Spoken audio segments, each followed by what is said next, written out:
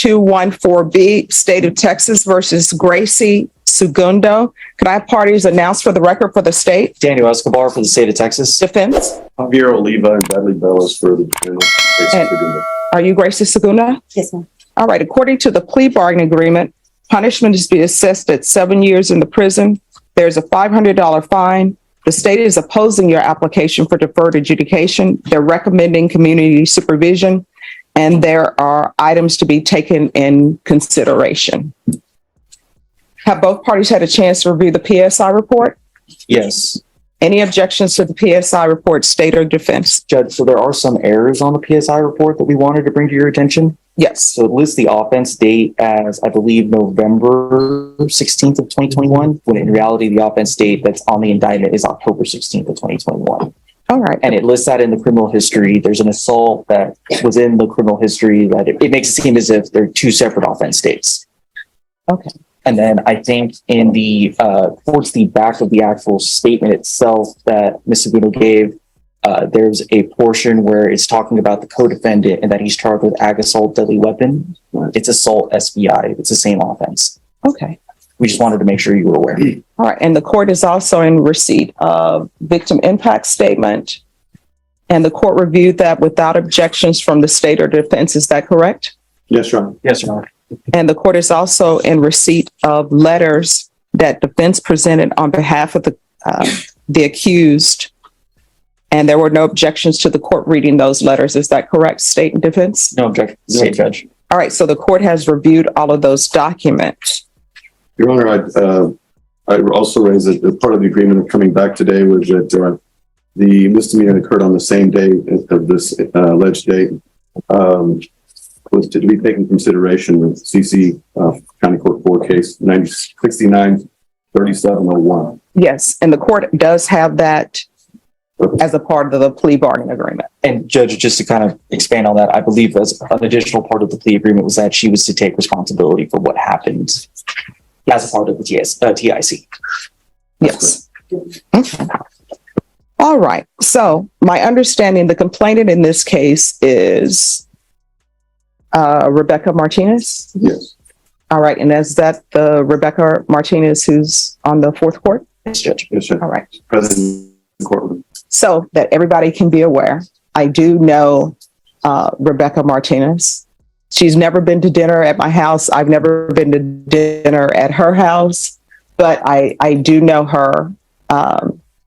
We are colleagues. And when I see her, I say hello. She says hello to me.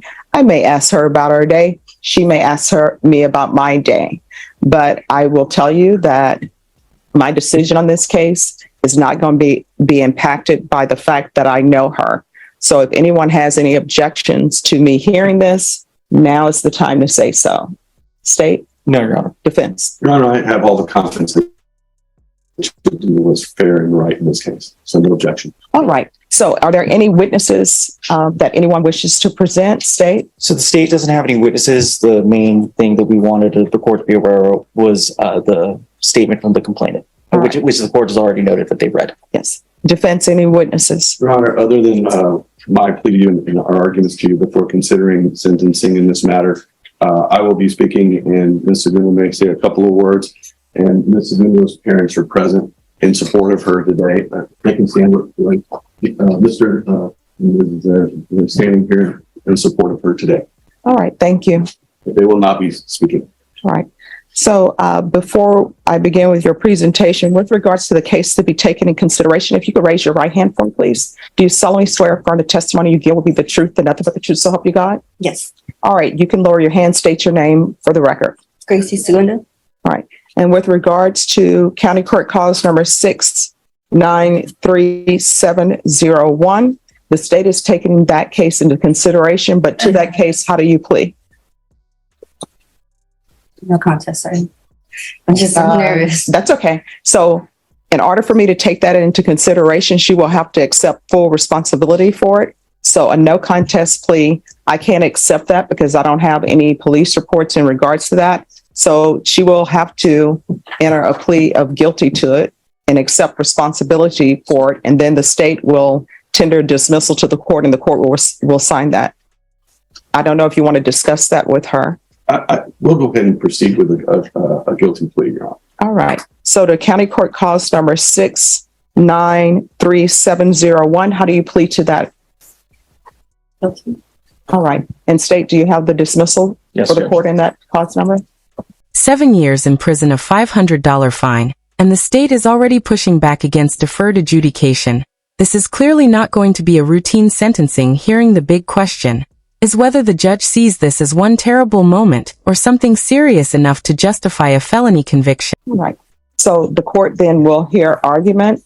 State, you're opposed to deferred adjudication?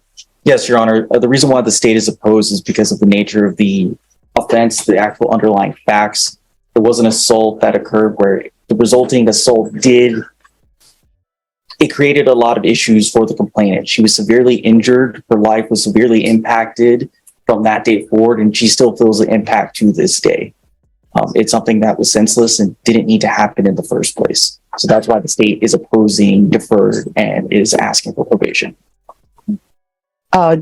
Defense? Your Honor, we're here because one incident can't define a person for the rest of their life. And this is very serious, and no doubt we take that very seriously. This is a felony charge. It's a felony charge that carries a very significant penalty. But Ms. Segundo, I think, has demonstrated a respect not only to others, but to life and to animals, and in her work and her career in taking care of pets. Rarely do I have an opportunity to where a client will provide 32 letters of reference about how wonderful she is with caring for others. And that is the life that she defines herself with. We just feel like this should not define her as a felon for the rest of her life when she has 4 children as a single mother. We know that life is difficult and it's very, very, very hard. And she's having to raise 4 children on her own, ages 15, 14, 12, and 10. As a single mother, she has to be involved in their school activities and support their activities with FAA. And a felon cannot be associated with children and be around them in school activities. This would drastically impair her ability to be a mother to her children. And so she's really fighting to be able to continue to provide the love and the support of 4 children that need their mother so that they can become better than her and have a future. She lives in Houston. She leases a home. She's lived in that home for 3 years. She has good family support. As I've said, her mother and father are present. She has a high school diploma. She has been employed during this whole time. This case is 2 years old. 2 years this week, this happened. And it's been 2 years that she has been experiencing this, and she has complied with everything this court has asked. She's appeared in court. She's traveled from Houston to San Antonio. She has fully cooperated. She has weighed all of her decisions and sought not to seek a trial, but to put the decision on deciding her future on you. And she made that decision because she felt that was in her best interest. She does receive some child support. She is willing to do everything and anything that it takes to give her this opportunity. I explained to her that deferred adjudication is a double-edged sword. You may think that you're not going to be subject to a conviction, but in actuality, you are subject to all the conditions and behaviors for 7 years. We're asking you, Judge, to give her that chance, to give her the opportunity to prove to you that this one incident does not define her life or who she is or how she is as a mother or how she works. This case was very regrettable, and it should have been a day of celebration. It was after a football game, and she was acting in defense of another. She doesn't know the victim in this case. She doesn't know the judge. She never knew who she was. And I sincerely believe that just because she's a judge doesn't mean that this case should be treated any different than any other case of any other person who comes to this court and gets justice, because she should get an opportunity to do it.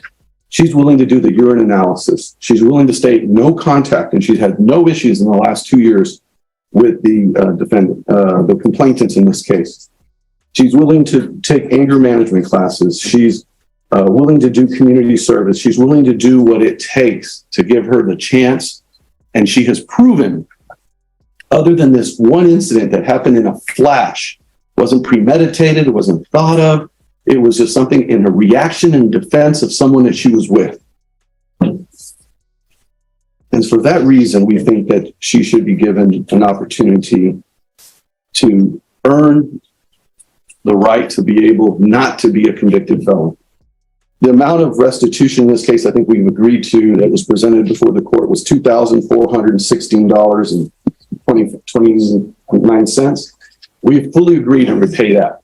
We will work hard every day to pay that back. But in this working community and in Houston and San Antonio, mothers every day have challenges. And we regret that this happened. And I know that she sincerely has nothing personal against Ms. Martinez or her husband. She wants to do what's right, but she also wants a chance, Judge. And I'm asking you with all the fiber of my body to give her that chance. And I will make sure and work with her that she will comply with every condition so she will never be back here before you regarding any violation or any condition of this case. You want to say something? No, I'm nervous. All right. Well, just so you know, in this court, I see everybody as a human being. I don't see them as their titles. So for me, defendants are not defendants. They're human beings who are accused of a crime. The fact that Rebecca Martinez is a judge, that doesn't mean that I'm putting weight on the fact that she's a judge. If she were the president of the United States and she were here as a complainant, I wouldn't put weight on the fact that she's the president of the United States. I'm just dealing with the facts here. And my job is to look at everything objectively and not outside noise, not what people's occupations are. You understand? So I always reread everything and reread police reports and the PSI report, and I've read the letters. I do not understand how the fact that an elevator has a limited capacity, how we go from people saying the elevator is full, you cannot be in an elevator, to it's a brawl. So explain that to me. I mean, it just, I couldn't tell you. I mean, there has to be some sort of thought process. For example, if there's an elevator, I think everybody knows there's a weight capacity on the elevator. Mm-hmm. Me personally, when I see there are too many people on the elevator, I don't get on. But obviously what we are here now for is there's an elevator. According to everything that I've read, the elevator was at capacity. And there were already some people on there. I don't understand how an elevator is at capacity, people need to get off or more people can't come on, how that ends up in a fight. Yeah, I couldn't tell you how it started. I just, somebody in my party was getting into it and somebody hit me and I just reacted. And unfortunately, I feel bad and should never have done that. Shouldn't have got to that. It just happened really quick. I know things happen quickly, but the police report I'm reading, it doesn't say that somebody in your party got in an altercation and you got hit and so therefore you got into a fight. What your counsel is telling me is that somebody in your party, I guess, was in a fight and then you decided to get involved in that fight. I went to go and try and pull my friend away and then I don't know, it was just a bunch of people and somebody hit me and I just reacted. Your Honor, if I could clarify, I think the facts is this is a COVID era situation in the elevator. These elevators can accommodate 18, 20, 22 people, and they were limiting it to 7. And as people went into the elevator, the policy and procedures of the elevator operator of not allowing people to come in once they met capacity. They were in the elevator, they were asked that there was too many in the elevator, and then people had to decide who's getting off, and they asked who she was with, another man and another person, to get off the elevator. That person said, I want to talk to your supervisor. That individual entered into an altercation with the victim's husband that spilled out of the elevator onto the floor. she came in assistance to that man, and that's when she was hit, and that's when she struck the victim. That's stated in one of the reports here that was provided to you in the PSI. And she did not go in there to fight. She didn't go in there to look for someone to fight. She was trying to get someone off of her friend. And in the process of that was struck, and she injured Ms. Martinez. And so it's regrettable, Judge. There's no doubt about that. And this incident happened in a matter of seconds. And that's why we're here 2 years later doing that. And in addition to that, Judge, there is a civil suit in this case where the parties in this case are seeking $1 million in damages against my client. And so this case will not end today. It will continue in a civil matter with a lower burden of proof, where she will have to defend herself in a civil cause of action for money damages. The defense is trying to show the judge that this incident should not define Segunda's entire life. They're asking for deferred adjudication and emphasizing her family job support system and lack of prior criminal history. But the real question is whether the judge believes she deserves that second chance. And Judge, just to clarify from the state's end, I would disagree with the characterization of how the incident started. The party was already on the elevator. The complainant's party was already on the elevator. They were asked to not enter the elevator. They weren't kicked off the elevator. They were asked not to enter. They were in the elevator. And that's what started it. And I also have a copy of the lawsuit that was filed this week before the sentencing, where they're seeking $1 million damages in civil lawsuit right here. If you want to see it, Judge, it's public record. I would object just because relevance. It's a lawsuit and filed in the city court. That's a copy from the courthouse. All right. Unless there are some facts that are listed in the It pleads lawsuit. the whole case, Your Honor. Exactly what you're talking about is pled in the civil suit. I mean, if that document has facts that somebody has, alleged facts that somebody has presented, that's a different rendition from what's in here, then the court will. It does not, Judge. All right. So, Just to let you know, there is a civil suit. all right, then the objection will be sustained. All right. I've read your letters that were presented, and it appears that, other than this one incident, you're a great person. But sometimes sentencing, not sometimes, always sentencing has to do with punishment, rehabilitation, and basically whether or not someone should go to prison or not go to prison. These are all things I have to think about. You understand? And so I have to weigh certain things. And the things that I'm weighing are the fact that there were people in the elevator and you were asked not to get on the elevator. Is that correct or is that not correct? You were on the elevator. Your Honor, the elevator's doors open. They entered into the elevator and they were asked. There were too many in the elevator, and the elevator operator asked people to voluntarily get off. All right. So there were already people on the elevator.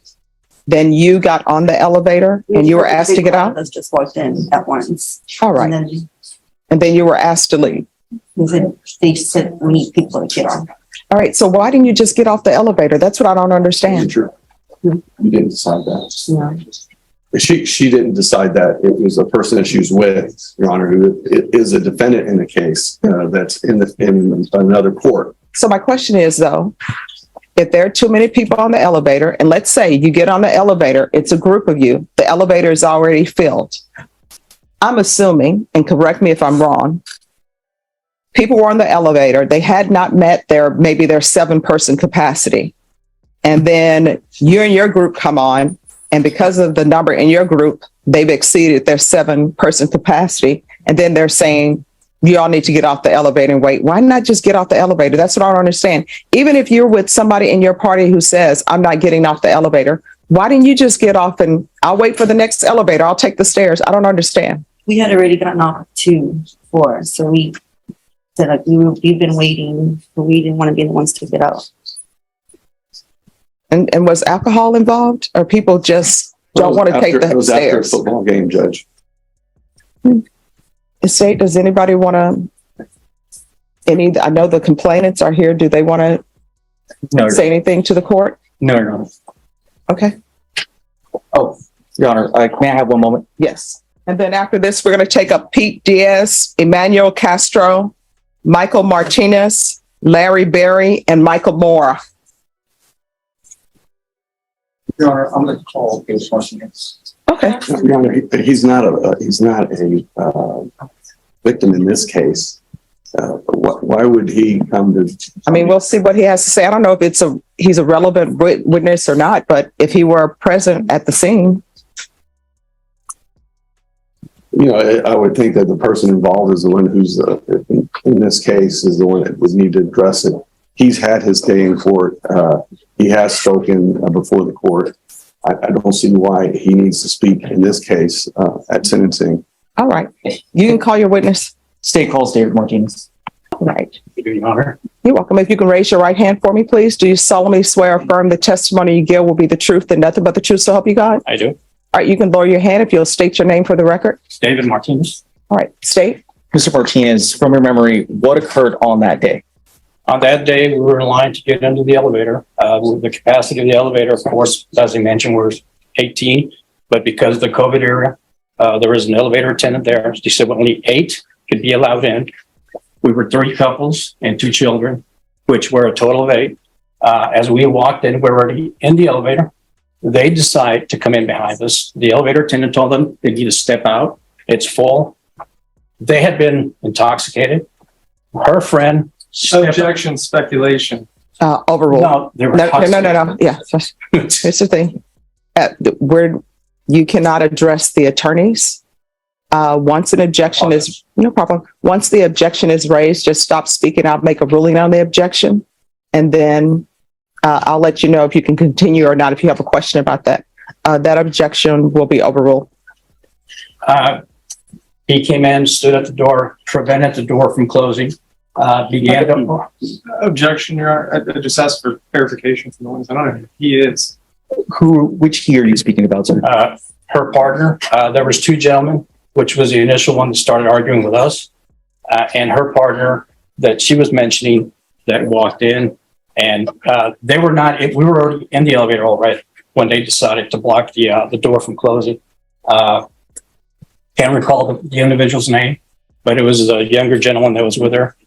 He proceeded to argue with the elevator attendant about, letting them in or not, that it was BS, that they cannot be let in because there was a lot of room. And she told him he had to leave. He continued to argue with her, and he said that he wanted to talk to her supervisor. And she says, if that's the case, she shut off the elevator. And that's when words were back and forth. They continued berating us. She was cussing like a sailor, as well as the other ones. We kept quiet, and they started again arguing with us. We stayed in there. The kids were already getting terrified with what was going on. They started crying, and they continued with their vulgar language. And I just told them one time, that's it. If you, the gentleman that was with them, got upset, he literally from the outside ran into the elevator, knocked us all over, and assaulted all of us in there. I grabbed him and I pushed him out. It was not the individual that she says was in there. It was the other individual that was with him that probably hosted them to the game. And he and I went outside. And after that, what? From there, sir, is that where everything happened? Correct. Pass it with this judge. Any questions? Mr. Martinez, I'll just start right from leaving the elevator. So by the time that you set foot out of the elevator, you're in the middle of a physical altercation. Is that right? Yes, while I was on the ground. Okay. How much were you able to perceive about what was happening around you while you were in the middle of that? Well, I was on the ground. All right. So my question was, how much were you able to perceive about what was going on around you during the middle of that physical altercation? I was not able to see when I was in the ground what was taking place after that. Okay, and we can agree that the incident in question, the basis of this criminal case here today, is something that happened during the middle of your physical altercation, right? While I was on the ground, yes. And then afterward, I did get up and partially saw my wife on the ground with a bloody nose. She was in a daze, and I asked her what happened. And I told her that she got hit. She said, yeah, I got hit multiple times. And I said, well, why didn't you defend yourself? She says, I couldn't because I was being held down. Can you say for certainty whether or not Mrs. Now we reach the heart of the dispute. The defense says Segunda got involved while trying to help someone else and reacted after being struck. The prosecution focuses on the violence and the serious injuries that followed. So what matters more here, the way the confrontation started or how it ultimately ended? Segunda was acting in defense of another whenever she got involved in this incident? I'm going to object to relevance. All right, that'll be overruled. You can answer the question if you know. I can't say that, but, I can't answer. Oh, and I understand, Mr. Martinez, the want for justice on behalf of the injuries for your wife. I just want to make sure that we're also serving justice here for Mrs. Absolutely. Segundo today based on her amount of involvement in this incident. And There was so- no, go ahead. I'm sorry. Go ahead, please. Finish. No, there was only two other parties involved, three parties, and the individual was with me had already left. But it was only her left with her friend. And there was nobody else around. There was people watching, nobody was getting involved, but they were the only ones actively, physically getting involved. But, and I know we started this conversation based off what's happening when you're leaving the elevator. Prior to the altercation and leaving the elevator, would you say that in any way Mrs. Segundo was the instigator who was trying to start this situation? I have no further questions. All right, any other questions? Nothing from the state judge. All right, thank you. Yes, sir. All right, any other witnesses? No, Your Honor. All right, the court will hear final argument if there is any. Your Honor, I think it's clear that Ms. Segundo did not start this incident, that her actions occurred outside the elevator as a result of defending another person. She doesn't deny that she struck Ms. Martinez, that this was a situation where she was struck as well. And we believe that this one incident that wasn't premeditated, it wasn't started or caused by her. It reminds me of a penalty and another individual comes in their aid and then another flag comes up for a penalty and they both get penalties. And most cases in sports, that's offsetting. And I think in this case, at looking at the situation, looking at history since that day, that I think it would be fair to give this single mother a chance to continue her life and being a mother and working at her employment. So not to have this crash down on her with her children, with her workplace. We can't promise that she will keep her job upon this conviction. We cannot promise that she can be able to parent her children and be the primary caretaker of her children as a result of this conviction. But we can promise that if she is given a chance, she will do everything in her power to remain on probation for 7 years, to do what's right, so not to be considered a felon in a situation that she wished never had happened. There's no ill will here. There is no desire on her part to do anything but to move on with her life and pay what's owed, the $2,500, and do what it takes to win your trust. So we're asking, Judge, that deferred adjudication be given to this woman so that she can continue to do her life and do good for her children and her work and her community. State, any final arguments? Your Honor, the concern from the state here is, again, the facts of the case. It's that, yes, she wasn't the instigator, but she chose to take it to this level. It was her choice to take this out on the complainant. It was her choice to get involved against the complainant and to not show restraint. It's the issue that this all started over something very trivial, that if just a little bit of patience, this would have all passed over.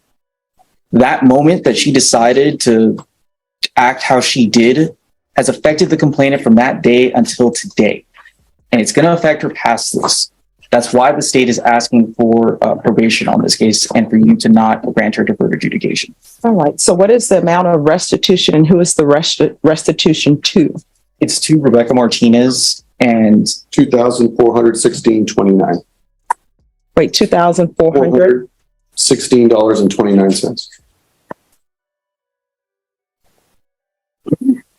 And also in the plea bargain agreement, it says restitution to, Jeanette Rojas. yes. Your Honor, so we haven't gotten any medical or billing from there. So we would ask restitution to be determined on that amount. All right, so with regards to the restitution to Jeanette Riojas, If there's a restitution amount that's submitted to the court and you all have objections to it, we can have a restitution hearing. Thank you. And I'll just write in that there's to be a restitution hearing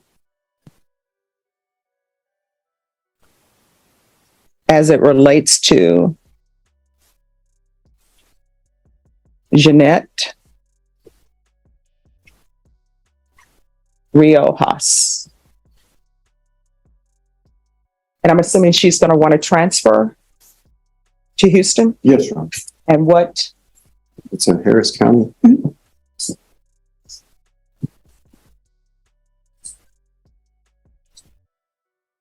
All right, Ms. Segunda, I've listened to all arguments. I want you to know I paid very close attention to the arguments that were presented, to the witnesses, and to all of the documents that the court reviewed. I realize that sometimes when things happen, it's just a Snapchat of somebody's life, right? It doesn't mean that the person is a horrible person. And I'm sure if people could go back and change things, sometimes people are serious when they say, if I could go back and change things, I would. Maybe I never would have went to the game. I would have just let the elevator went. I would have taken the stairs. I understand that. But we can't turn back the hands of time, right? And the problem in this case, and one of the things that I'm looking at, is the fact that the complainant has serious injuries.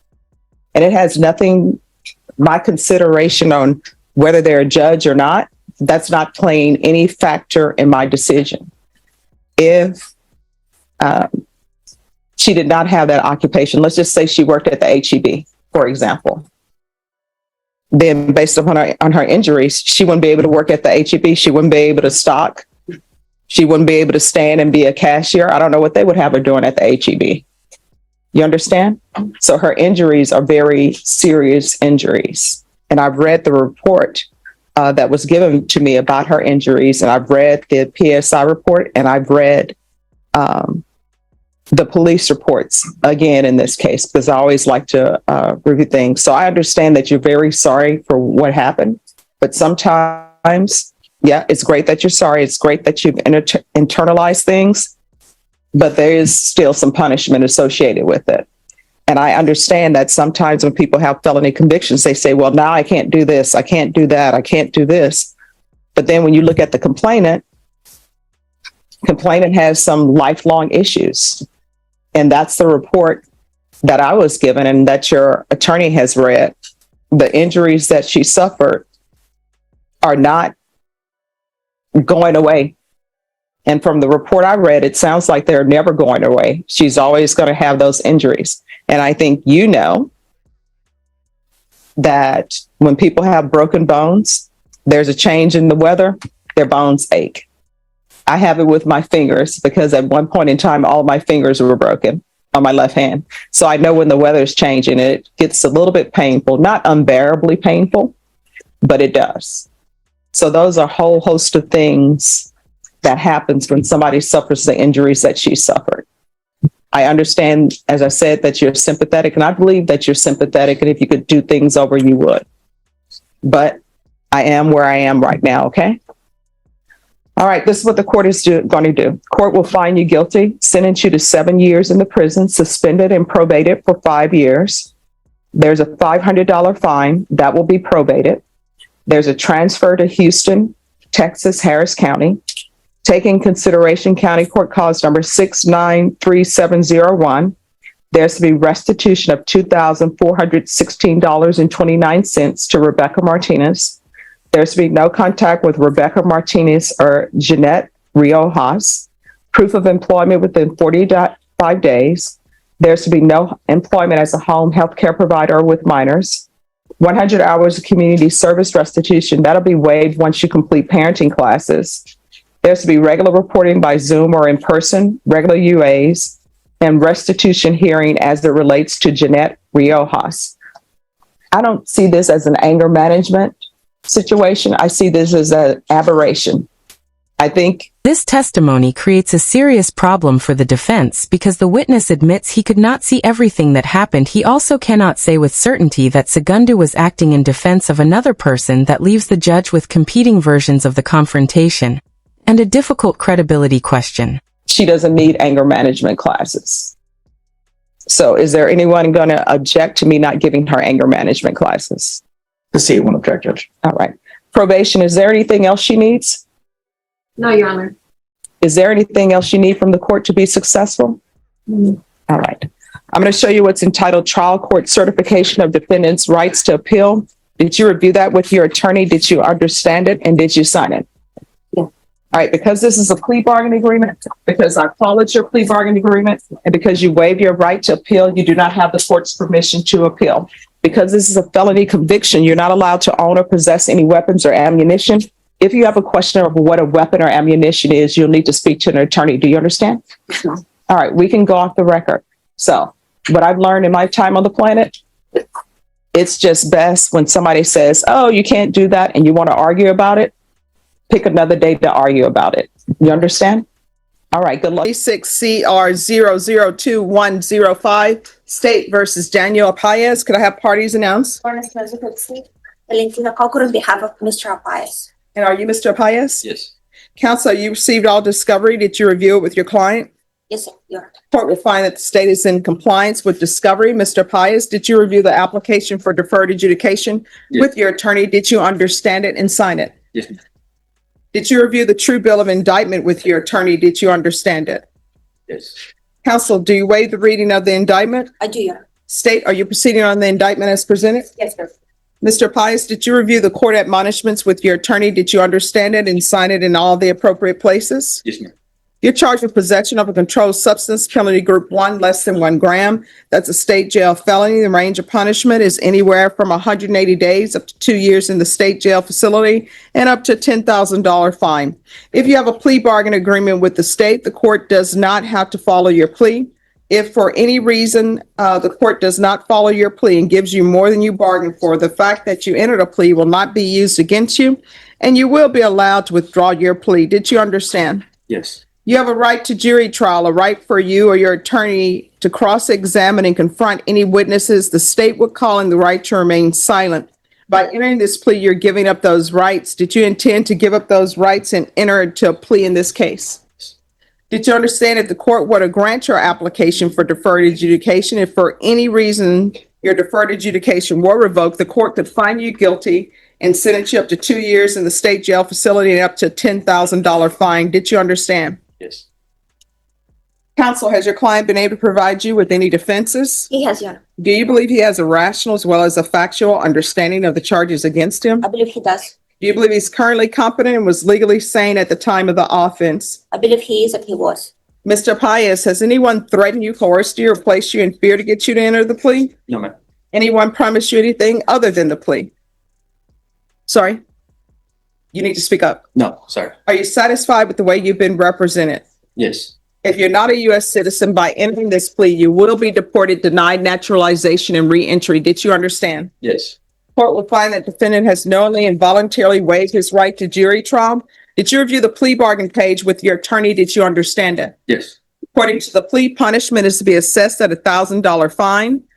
The state recommends deferred adjudication. Did you understand that to be your plea? Yes. Defense? Yes, Your Honor. State? Yes, sir. Did you review the waiver of appeal paragraph with your attorney? Did you understand it and sign it in both places? Yes. By signing that, you're waiving your right to appeal. The only items that can be appealed are written pretrial motions that have been filed, heard, and ruled upon by the court. Did you understand? Yes. Any such motions? No, Your Honor. Outside the agreement, the state is recommending that your community supervision be for a term of 2 years. There be a TAP evaluation, 120 hours community service restitution, the DOEP course, and MRT. Did you understand those were recommendations from the state and the court does not have to follow those recommendations? Yes. Then to the offense, how do you plead? Guilty, not guilty, or no contest? No contest. State, any evidence? Yes, Your Honor. Stafford State's Exhibit 1 file attached. No objection. State, you may be excused. Did you review the waiver and stipulations with your attorney? Did you understand it? Did you sign it in all the appropriate places? Yes. Again, did you understand you have a right to jury trial, a right for you or your attorney to cross-examine and confront any witnesses the state would call, and the right to remain silent? Yes. Did you understand that today the state will be presenting evidence in the form of witnesses' statements and police reports, but most importantly, there will be no live testimony? Did you understand? Yes. Court will find that defendant has knowingly and voluntarily waived and consented to stipulation of testimony and stipulations. Court will accept into evidence states exhibits 1 and attachments. The court has reviewed the same. The court will find there is sufficient evidence to find you guilty. The court will defer finding of guilt as you've applied for deferred adjudication. Are you proceeding with sentencing? Yes, Your Honor. Anything you wish to say on behalf of your client? I would ask the court to follow the plea bargaining agreement. All right. Are you employed?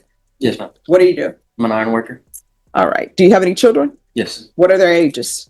8, 3, and 1. All right. So what was 2 and what was happening this night? it was a bunch of personal things going on, and I went out to kind of avoid it, overdid it. All right. The officer is saying that you were intoxicated. Yes, I had drinks and I was getting food to get my Uber and then go home when All right. when we came across pass. And so how often have you used in the past? Not often at all, ma'am. What does that mean? Maybe once or twice in the past before that. All right. And if your drug test today, what are the results going to be? I've been clean. I've been sober ever since. All right. So this is what the court is going to do. There's $1,000 fine that will be probated, regular reporting by Zoom or in person, regular random UAs or the patch, field visits 1 time per month for 6 months, no unsupervised contact with minors, 2 years deferred adjudication, and that no unsupervised contact with minors, that will change once you've completed parenting classes. There's going to be 120 hours of community service restitution. I'm going to order parenting classes.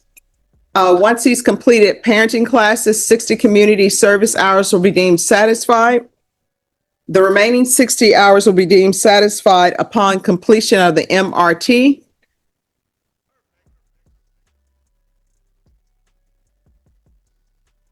There's to be a TAP evaluation, out of custody, follow recommendations.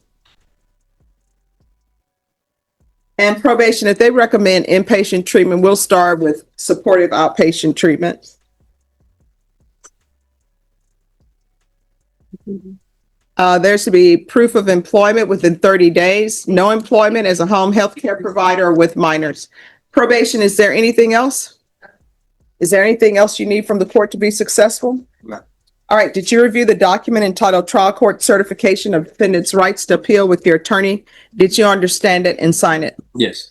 Because this is plea bargaining agreement, because I followed your plea bargaining agreement, and because you waived your right to appeal, you do not have the court's permission to appeal. Do you understand? Yes. All right. Good luck to you. This is where the judge's reasoning becomes very clear. She acknowledges the remorse and character evidence, but keeps coming back to the victim's serious injuries. The court has to balance rehabilitation against the consequences of the crime.